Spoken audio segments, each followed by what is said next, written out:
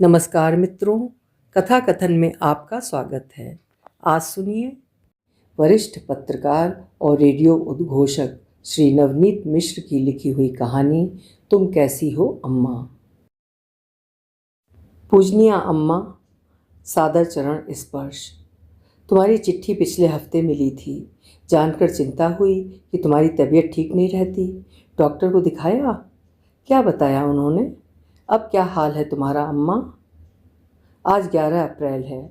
आज मुझे यहाँ आए हुए 3 साल पूरे हो गए, लेकिन अभी भी लगता है जैसे 3 बरस पहले कलकत्ता से नानकौड़ी नाम का हाहाहूती पानी का जो जहाज़ मुझे लेकर पोर्ट ब्लेयर के लिए रवाना हुआ था, आज तक किसी जेट्टी पर उसे जगह नहीं मिल पाई है। 3 बरस हो गए अपने चारों ओर समुद्र ही समुद्र देखते हुए, जिसमें डूबकर मरा तो जा सकता है, तैरकर पार नहीं किया जा सकता।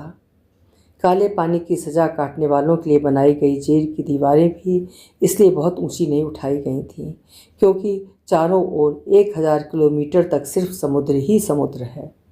तुम तो जानती हो, मैंने इससे पहले कभी एक रात या एक पूरे दिन से ज़्यादा समय की यात्रा कभी नहीं की थी।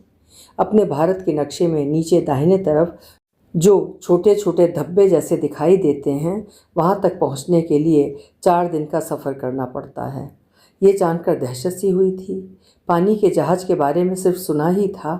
उस पर सवार होने के बाद देखा कि वो तो जैसे समुद्र की लहरों पर बसाया गया कोई चलता फिरता मोहल्ला था। अगले दिन मेरा डर कौतूहल में बदल गया। तुम्हारी बहू के लिए समुद्र या समुद्री जहाज़ में कुछ भी नया नहीं था। उसी ने मुझे बताया कि मैं जहाज़ में बेरोक टोक कहीं भी घूम सकता हूँ। मुझे बस उन जगहों पर नहीं जाना था जहाँ तख्तियों पर लिखकर टांगा हुआ था कि बंक के यात्री इधर ना आएं। बंक क्या होता है तुम्हें कैसे समझाऊं? समझ लो, गांव के दक्षिण टोले में जैसे झोपड़पट्टियाँ होती हैं, वैसा होता है बंक। लेकिन गांव में तुम दक्षिण टोले की तरफ भला कहाँ गई होगी? खैर, और जिधर न जाने की हिदायत दी गई थी वो था जहाज़ का सिविल लाइन का इलाका, जहाँ बड़े लोग सफ़र करते हैं। सिविल लाइंस की तो याद होगी तुम्हें, जहाँ कुत्तों और हिंदुस्तानियों को अंग्रेज़ घुसने तक नहीं दिया करते थे। जहाज़ में तैरने के लिए बड़ा सा तालाब, सिनेमाघर, मन बहलाव के लिए तंबोला, धोबी घाट, सभी कुछ तो था। लेकिन जरा देर बाद मेरा मन उचाट होने लगा। मैं डेक की रेलिंग के सहारे खड़े होकर सूरज के गोले को देखने लगा, जिसे लगता था समुद्र लीले ले रहा है। अभी तक नीला दिखाई देने वाला समुद्र का पानी काला पड़ता जा रहा था। मैंने सोचा कि हो ना हो समुद्र के इसी रंग को देखकर इस जगह का नाम काला पानी रखा गया होगा। जहाज़ द्वारा समुद्र को चीरे जाने के कारण बनने वाला सफ़ेद झाग मुझे घर के चौके में उबल रही कढ़ाई से गिरते दूध जैसा लगने लगा। जहाज़ चलते हुए जो डोल रहा था, उससे लगने लगा जैसे खलिहान के सामने नीम के पेड़ पर पड़े झूले पर बहुत देर से बैठा हूँ और बाबू अभी कहीं से पुकारेंगे, भैयू बस बहुत हो चुका झूला, अब चलो घर के अंदर। मगर घर अब कहाँ था? घर को तो पीछे छूटे 2 दिन बीत चुके थे। मैं शाम के समय रोने का असगुन नहीं करना चाहता था, लेकिन तभी अंग्रेजी और टूटी फूटी हिंदी में ऐलान किया जाने लगा कि बंक के यात्री खाना खाने के लिए चलें। बंक के यात्रियों को सिविल लाइंस में रहने वाले केबिन के यात्रियों की तरह आग्रह कर करके नहीं खिलाया जाता। ऐलान सुनते ही वे कूपन लेने के लिए दौड़ पड़ते हैं और पेट भर लेते हैं। झोपड़पट्टी के हम लोग जब कूपन पाने के लिए जूझ रहे होते थे, तब केबिन में सफ़र करने वालों को एक बड़े से कमरे में सफ़ेद बुर्राक मेज़पोश से सजा कर रखी गई मेज़ों पर खाना परोसा जा रहा होता था। जहाज़ का बंक कहाँ होता है जानती हो? जहाज़ का वो हिस्सा जो सबसे नीचे होता है और हमेशा पानी में डूबा रहता है, उसे बंक क्लास कहते हैं। बंक की सीढ़ियाँ उतरते ही मेरा जैसे दम सा घुटने लगा। हमेशा पानी में रहने के कारण बंक में सीलन बहुत रहती है। बदबू और सीलन से भरे बंक में रोशनी के नाम पर 2 रॉड जल रहे थे, लेकिन पी जा रही बीड़ियों के धुएं ने उस रोनी सी शक्ल वाले बंक को और भी मरा मरा सा बना रखा था। 150 यात्रियों से भरे उस दमघोटू बंक में रेल के डिब्बों की तरह तले ऊपर सोने की 3 जगहें थीं, जो लोहे की बनी हुई थीं और उन पर गद्दी जैसी कोई चीज़ नहीं थी। दिन रात एक ही जैसा समय बने रहने के कारण पता ही नहीं लगता था कि कब दिन हुआ और कब रात आ गई। बंक में लगे लाउडस्पीकर पर की जा रही घोषणा को सुनकर लोगों ने जाना कि खाने का समय हो गया है। कुछ लोग अपने साथ लाया हुआ भूजा या रोटी और चोखा खोल कर बैठ गए। खाना खाने से पहले हाथ धोने की रस्म जैसी अदा करने के लिए वहीं अपने सोने की जगह के नीचे चुल्लू में पानी लेकर अपने हाथ चुपड़ने लगे और मैं खुली हवा में सांस लेने के लिए डेक तक पहुंचने की कोशिश करता हुआ गलियारों में इधर उधर टकराते हुए भटकने लगा। जैसे विज्ञान के किसी प्रयोग के लिए जार में बंद चूहा बाहर निकलने के लिए छटपटाता है। उसी जहाज में एक दर्जा केबिन का भी होता है। उसी दिन सामने से निकलते हुए एक केबिन के खुले रह गए दरवाजे से मैंने झांक कर देखा था। केबिन में आमने सामने दो चौड़ी बेंचों जैसी सोने की जगह होती है और सामान रखने के लिए ज़रूरत भर जगह होती है। पहली बार बेटी और दामाद विदा होकर जा रहे थे। ससुर जी में जरा सा भी मन होता तो वो हम दोनों के लिए केबिन ले सकते थे, लेकिन अपना मन तो वो आपको दहेज में 2 लाख रुपए देकर गांव में ही खाली कराए थे। तुम सीधी सादी हो, मानोगी नहीं, लेकिन मुझे तो ससुर जी पहले ही दिन एक नंबर के काइयाँ, झूठे और नाटकबाज लगे थे जिस दिन वो शादी की बात करने गांव आए थे। तुम तो घर के भीतर थीं, मैं बाबू के पास बैठा हुआ था। बात करते करते अचानक उन्होंने बाबू के पैरों पर अपना सिर रख दिया था और सूखी आंखें लिए बुक्का फाड़ कर रोने लगे। मैं तो देखता ही रह गया कि कैसे बाबू की ओर से शादी की मंजूरी का जरा सा इशारा पाते ही वो एकदम सामान्य हो गए थे। रुपए का दहेज थूक सकने वाले एक पिता को अपनी इकलौती बेटी के लिए इतना दयनीय होने की क्या ज़रूरत थी? ये बात मैं तब नहीं समझ सका था। तब मुझे यही लगा था कि अपने समाज में तो बेटी का बाप होने का मतलब ही है दयनीय और कातर होना। तब मुझे लगा कि अपने जीवन के 35 साल घर से दूर अंडमान में गुजार चुके ससुर जी में एकाएक गृह आतुरता जाग उठी होगी और इसीलिए उन्होंने फैसला कर लिया होगा कि अपनी बेटी का ब्याह वो अपने मूल गांव के आसपास ही कहीं करेंगे। उस समय इतनी दूर जाने की बात सुनकर मैंने यही जाना था कि कुछ लोगों को अपनी जड़ों की तलाश का रूमानी शौक होता है, लेकिन बाद में जाना कि अपने शौक को पूरा करने की सनक में ऐसे लोग इस बात की भी परवाह नहीं करते कि अपनी जड़ों की तलाश में वो दूसरों की जमी जमाई जड़ों को उखाड़े डाल रहे हैं। लेकिन ब्याह के अगले साल ही पता लग गया कि बेटी को गांव के पास ही ब्याहने के फैसले के पीछे घर लौटने की आकुलता जैसी कोई चीज़ नहीं थी।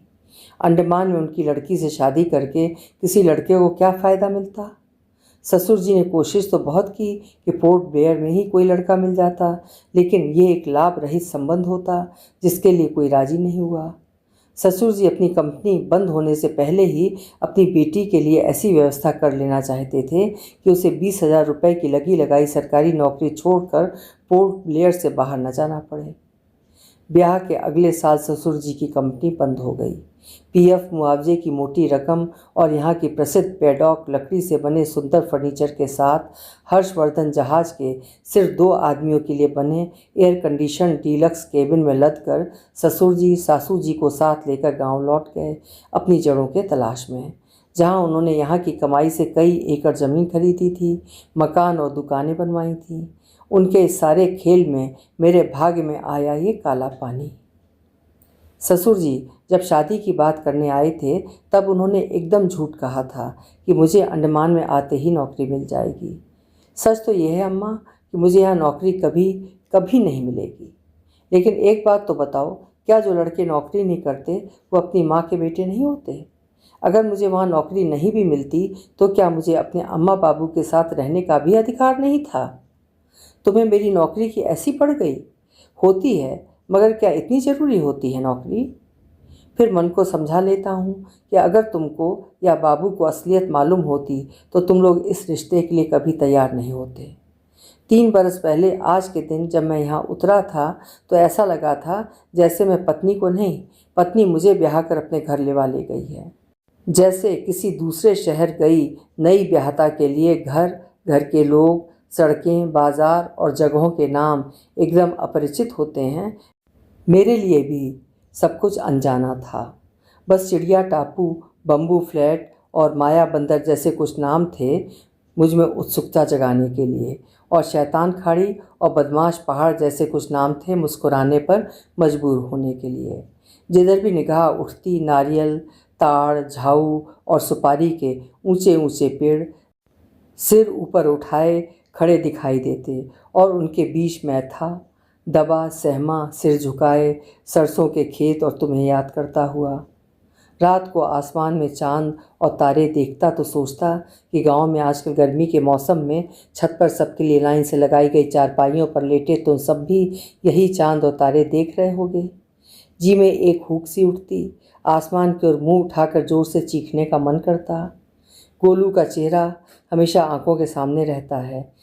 क्या अब भी वो चौके से शक्कर का डिब्बा अपने पीछे इस तरह छिपा कर भागता है कि उसके इस छिपाने को सब लोग आराम से देखते और हंसते हैं? तब तक 2 ही महीने बीते थे कि मेरी सास को मेरा घर पर बैठे रहना खलने लगा। आपकी बहू के स्कूल में गर्मी की छुट्टियां खत्म हो चुकी थीं। मेरी उसके साथ ठीक से जान पहचान भी नहीं हो पाई थी। इतने दिन तो मेरा सारा समय उबने और तुम सबकी याद में अकेले सड़कों पर टहलते हुए छिप छिप कर रोने में ही निकल गया था। मैं उसके स्कूल से लौटने की प्रतीक्षा में सवेरे से दोपहर तक इस कमरे से उस कमरे में बेकारी उठता बैठता और टहल टहल कर अपनी टांगें दुखाता रहता। मेरे सामने उदास समय का एक बड़ा पहाड़ आ खड़ा हुआ था, जिससे अपना सिर टकरा टकरा के मैं लहूलुहान हो रहा था। एक दिन ससुर जी फैक्ट्री जा चुके थे। सास जी धोबी के यहाँ से आए हुए कपड़े मिला रही थीं, और मैं अचानक शुरू हो गई मूसलाधार बारिश में नहाकर हरी होती जा रही वनस्पति को देख रहा था। यहाँ का आसमान भी तो साल के 7-8 महीने रोता ही रहता है। आज बेबी छाता ले जाना भूल गई है, कहीं स्कूल से चल पड़ी होगी तो भीग जाएगी, सासू जी ने मुझे सुनाते हुए जैसे किसी और से कहा। कमरे में मेरे और उनके अलावा और कोई नहीं था। मैं छाता लेकर चला जाता हूँ, मैंने तत्परता से उठते हुए कहा। इंसान को खुद ही सोचना चाहिए, सास जी ने कहा और कमरे से निकल गई। मैं तुम्हारी बहू को भीगने से बचाने के लिए जाना जरूर चाहता था, लेकिन मन में कहीं एक दबी सी इच्छा ये भी थी कि उस हू करती घनघोर वर्षा में मुझे बाहर निकलने से कोई एक बार तो रोकता। छाते लटकाने वाली जगह पर केवल एक आपकी बहू वाला छोटा छाता था, जो अकेले उसे ही भीगने से बचा पाने के लायक नहीं था। एक बार तो मुंह तक आया कि आपकी बहू के लिए एक छाता और मांग लूँ, मगर मैंने अपने आप को रोक लिया। एक छाते के नीचे उसके साथ भीगते हुए 2-2.5 किलोमीटर पैदल चलने का सुख उठाने के लिए मैं घर से निकल पड़ा। यहाँ होने वाली तूफानी बारिश के सामने उस नन्हे से छाते की क्या बिसात थी। घर लौटते लौटते हम दोनों पूरी तरह भीग चुके थे। तुम्हारी बहू के लिए ऐसी वर्षा, तूफान या पानी में भीगना कुछ भी नया नहीं है, लेकिन घर आकर कपड़े बदलते बदलते मेरी आंखें जलने लगीं और सिर दर्द शुरू हो गया। इंसान को अपने पैरों पर जल्दी से जल्दी खड़े होने की कोशिश करनी चाहिए। अपनी बेटी की थाली परोसने के बाद सास जी ने हवा में अदृश्य उसी किसी इंसान से कहा और खाने की थाली मेरी ओर सरका दी। एकाएक लगा कि आंखों की जलन और तेज हो गई है और सिर की नसें तड़कने लगी हैं। बात बिना किसी प्रसंग के, और वो भी खाना देते समय कही गई थी। मैंने थाली सरका दी और तबीयत ठीक न होने का बहाना बनाकर उठ खड़ा हुआ। कमरे में लौटते समय पीठ पीछे मैंने तुम्हारी बहू का भी थाली सरकाना सुना। मुझे अच्छा लगा। तुम्हारी बहू बहुत अच्छी है अम्मा। उसने मुझे कभी महसूस नहीं होने दिया कि मैं बेरोज़गार हूँ और उसकी कमाई पर पल रहा हूँ। बेटी को गांव में सास, ससुर, जिठानी और 4-4 देवरानियों के किचिर पिचिर से दूर रखने और उसे एक आज़ाद जीवन देने के लिए पिता द्वारा किए गए छल से दुखी तो वो भी है, मगर अब वो कर भी क्या सकती है। मेरी जेब में चाहे 5-10 रुपए का एक नोट ही हो, तुम्हारी बहू कुछ ना कुछ डाल देती है, ताकि मुझे अगर कहीं जाना हो तो मैं बस से जा सकूं। सूखते हुए मुंह, भरी पिंडलियों, उखड़ती सांसों और आंखों के आगे छा रहे अंधेरों की कोई परवाह न करते हुए मैं नौकरी के लिए पीताम्बर जी से 5 बार मिलने गया, लेकिन कभी वो व्यस्त थे और कभी वो थे ही नहीं। जिसे पैदल चलने की आदत न हो अम्मा, उसका यहाँ की उतार चढ़ाव वाली सड़कें दम निकाल लेती हैं। जो ढलानें एक तरफ से राहत देती हैं, वही आगे चलकर चढ़ाई में बदल जाती हैं। चलने वाले को ढलान की सुविधा उठाने का भुगतान अपनी फूलती सांसों से अदा करना पड़ता है। बाबू ने गांव की पाठशाला के अपने उस शिष्य के लिए जो चिट्ठी भेजी थी वो एक दिन इसी आने जाने में बरसात में भीग गई और उसकी स्याही कई जगहों पर फैल गई। अभी पिछले महीने पीताम्बर जी से मिलना हो सका। मैंने देखा है अम्मा कि किसी पद पर पहुंच जाने या पैसे वाला हो जाने के बाद ज़्यादातर आदमी फिर आदमी नहीं रह जाता। मैंने उन्हें बाबू के बारे में बताया कि मैं उनका बेटा हूँ, और ये बताते हुए कि अब वो नहीं रहे, बाबू की पानी में भीग कर लुगदी सी बन गई चिट्ठी उनकी ओर बढ़ाई। पीताम्बर जी ने हल्की सी ओहो की। समझ में नहीं आया कि उनके मुंह से ओहो अपने गुरु के निधन के समाचार पाकर निकली या चिट्ठी की बुरी हालत देखकर। हाथों के कहीं और व्यस्त होने के समय महिलाएं जैसे अपने पल्लू को गिरने से रोकने के लिए अपनी ठुड्डी से उसे कंधे पर दबाए रखती हैं, मेरी बात सुनते ही पीताम्बर जी टेलीफोन का रिसीवर अपने एक कंधे पर दबाए रहे। अपनी डायरी से देख देख कर एक हाथ की अंगुली से वो टेलीफोन के नंबर डायल करते रहे और हाथ खाली होने पर आल पेन उठाकर दूसरे हाथ में पकड़ी बाबू की चिट्ठी को छेद छेद कर उस पर डिज़ाइन बनाते रहे। मेरी बात सुनते हुए उन्होंने 7 या शायद 8 फ़ोन किए और पिकनिक का प्रोग्राम बनाते रहे। मेरी बात सुने बिना ही अपनी चल रही बातों और ठहाकों के बीच सिर हिला हिलाकर हाँ हाँ का बांझ आश्वासन देते रहे। 4 क्रेट बियर का ऑर्डर देने के बाद उन्होंने फ़ोन रखा और मुझे महमूद गजनबी का उदाहरण देते हुए बताया कि कैसे वो लगातार 16 बार असफल रहने के बाद 17वीं बार में सफल हुआ था, और इस सब के बीच बाबू की चिट्ठी बुरी तरह छेदी जाती रही। बाबू ने चिट्ठी अपने न रहने के कितने दिन पहले लिखी थी अम्मा? मैं यहाँ नौकरी पाने की कोई भी शर्त पूरी नहीं करता। आपकी बहू की तरह मैंने अंडमान में 10 साल तक पढ़ाई नहीं की है।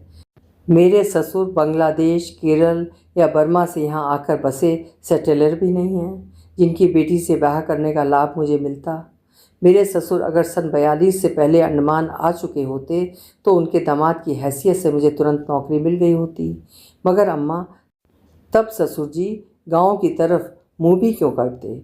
यहीं उनको मकान, दुकान और खेती रोजगार वाला कोई भी लड़का घर बैठे मिल जाता। बीबी के पिता की बदौलत उसे नौकरी भी मिलती और ठाठ से अपना घर और रोजगार भी देखता। अब ये तो मैं मान नहीं सकता कि इतने बरस अंडमान में रहते हुए ससुर जी को इन कड़े नियमों और अपनी स्थिति का पता नहीं रहा होगा। हाँ, इन कड़े नियमों की मोटी दीवारों में कुछ पोली जगहें भी लोग बताते हैं।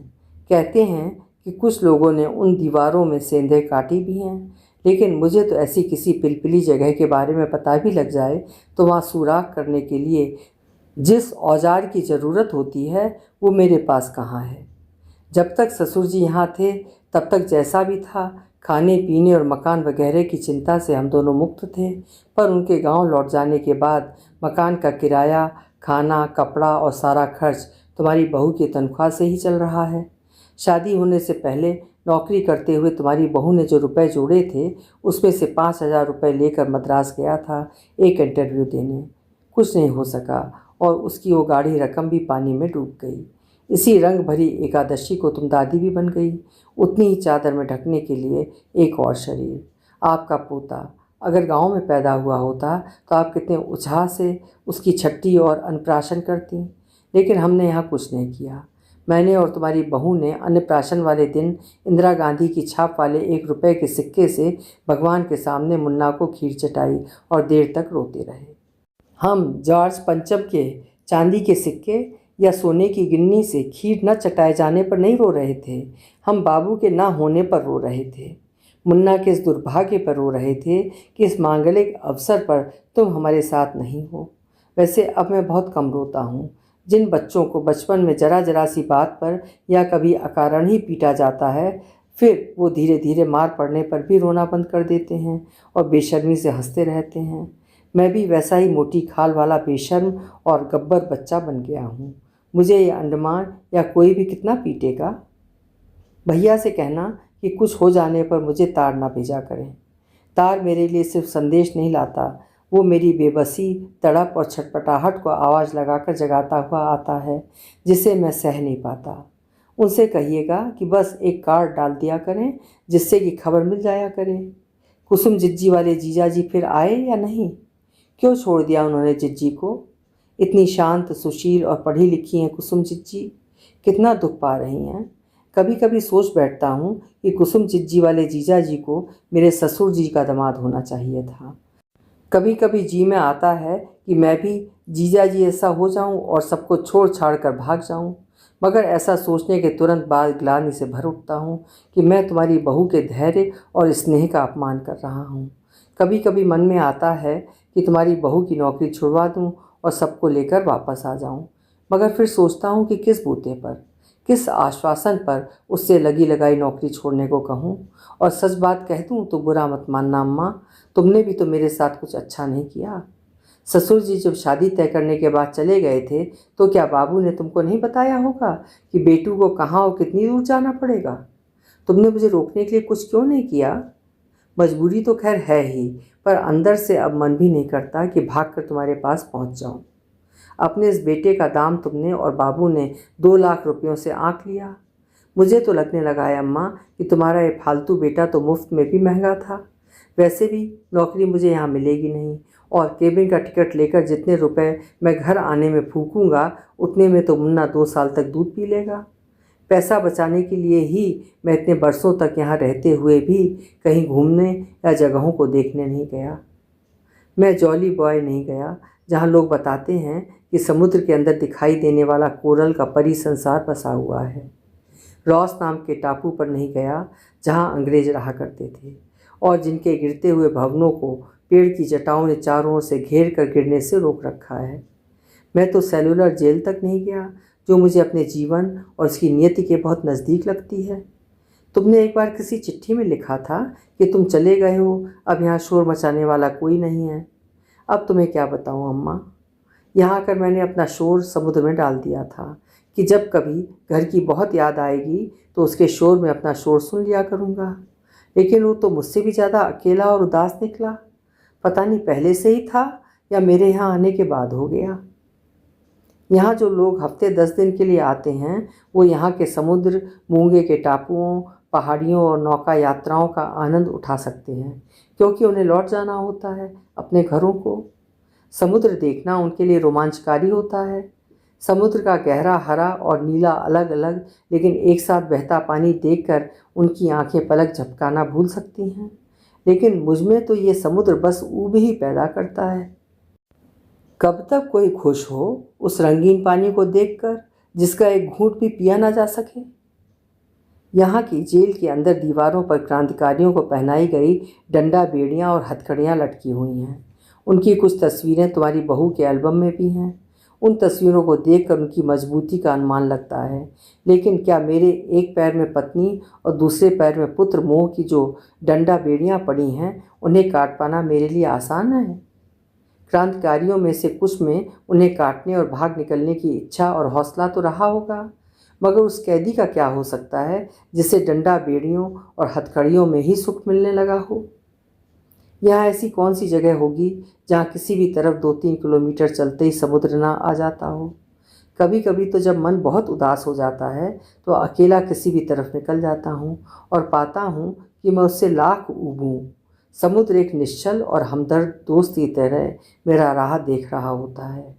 अक्सर वहाँ छोटे छोटे बच्चों से लेकर बड़े बूढ़े तक सीपियाँ और चिकने पत्थर चुनते दिखाई देते हैं। उनको देखकर लगता है कि समुद्र सबको बच्चा बना देता है। जिन सीपियों और पत्थरों को पाने की सब में एक होड़ सी लगी रहती है, समुद्र जैसे उनसे छुटकारा पाने के लिए उन्हें उलीच उलीच कर अपने से बाहर फेंकता रहता है। उसको देखकर लगता है अम्मा कि हम छोटे, हमारी उदारताएं छोटी, सोच छोटी, इच्छाएं छोटी। उधर समुद्र बड़ा, उसकी उदारताएं बड़ी, सोच बड़ी और ज़रूर ही इच्छाएं भी इतनी बड़ी होंगी कि आसानी से पूरी हो सकने वाली नहीं होंगी। मुझे कभी कभी लगता है कि खुद इतना अकेला और उदास होने पर भी मेरे पास पहुंचते ही मेरी हालत देखकर और भी दुखी हो उठने वाला मेरा ये सच्चा दोस्त अपना दुख भूलकर कैसे मुझे सांत्वना देने के लिए अपने खारे आंसुओं से मेरे पांव सहलाने के लिए दौड़कर आगे बढ़ाता है। समुद्र को देखकर कभी कभी लगता है जैसे वो भी अपनी अम्मा और अपने गांव को छोड़कर आया है। उसको देखकर लगता है जैसे यादें उसे लगातार मथती रहती हैं जो उसे एक पल भी चैन नहीं लेने देती। अभी देखो तो लगता है कि पछाड़ खाती एक लहर अभी किनारे आ लगी है। अब उसे कुछ आराम मिल जाएगा। लेकिन तभी दिखाई देता है कि दूर से चली आ रही धुंधली सी याद जैसी कोई दूसरी लहर धीरे धीरे सघन बनती हुई उसे फिर मथने आ पहुंचती है। ये भी तो पागल है, यादों से पीछा छुड़ाना इसे भी नहीं आता। वरना सोचो कि समुद्र के पास भला किस चीज़ की कमी। तुमने लिखा है कि गांव से जाने के बाद मैंने तुम्हें एक भी चिट्ठी नहीं लिखी। ऐसा तो नहीं है। मैंने अब तक तुमको 41 चिट्ठियाँ लिखी हैं। एक चिट्ठी तो यहाँ पहुँचते ही लिखी थी, फिर जब ससुर जी गाँव चले गए थे तब लिखी थी, भतीजे के कुएं में गिरकर मरने का तार मिला था तब लिखी थी, बाबू के ना रहने पर तो बहुत लंबी चिट्ठी लिखी थी, कुसुम जिज्जी के साथ जो कुछ हुआ उसका समाचार मिलने पर लिखा था, फिर पोते के पैदा होने पर लिखा था, और जब जब तुम्हारे पास भाग आने का और तुम्हारी गोद में सिर रखकर रोने का मन हुआ तब तब तुम्हें लिखा है। मेरी तो तुम्हारे लिए लिखी जा रही ये 42वीं चिट्ठी है। लेकिन अम्मा, क्या होगा इन चिट्ठियों से? क्या होगा अपना हाल तुम तक पहुंचाकर? एक बार तो मन करता है कि तुम्हें एक पोस्ट कार्ड लिखूं और उसका कोना फाड़ दूं, ख़त्म हो जाए ये व्यर्थ का सिलसिला। मगर जब कभी ऐसी अशुभ बात मन में आती है तो तुम्हारी कही हुई बात सामने आकर खड़ी हो जाती है कि सोचो अपने को, और हो जाता है किसी और को। नहीं, तुम भैया भाभी सब छोटे भाई सुख से रहें, पूरी उम्र जिएं, सबके सारे मनोरथ पूरे हों। मैं इस 42वीं चिट्ठी के बाद भी बस नहीं करूँगा। ऐसे ही तुम्हें लिख लिख कर चिट्ठियाँ संदूक में बिछे अखबार के नीचे रखता जाऊँगा। कभी तो मेरा सामान घर पहुँचाया जाएगा। तुम न सही, घर का कोई और तो मेरा सामान कभी खोल कर देखेगा ही। अभी आप सुन रहे थे नवनीत मिश्र जी की लिखी हुई कहानी तुम कैसी हो अम्मा। कल फिर मिलेंगे एक नई कहानी के साथ। नमस्कार।